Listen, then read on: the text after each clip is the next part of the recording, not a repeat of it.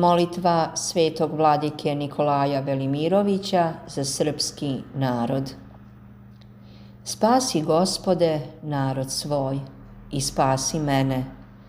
Ako ne spaseš narod tvoj i moj, a spaseš mene, ja ću se u raju osjećati u tuđini.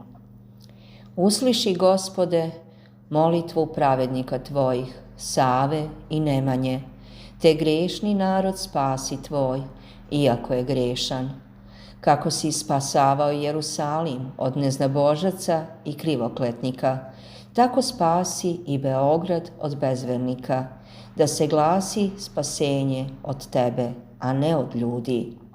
Iznemože narod tvoj od čekanja, ne kušaj do kraja strpljenje njegovo, Gospode. Gospode, iznemože narod tvoj od čekanja, sva se zemlja pokri trupovima vernih tvojih. Ne možemo da kopamo, a da motika ne zvekne o kosti srodnika naših i ne odjekne bolno u dušama našim. Nema njive koja nije groblje, niti drveta koje nije nadgrobni spomenik. Sva je srpska zemlja groblje. Smiluj se, Gospode, i spasi narod svoj, sa mnom ili bez mene. Amin.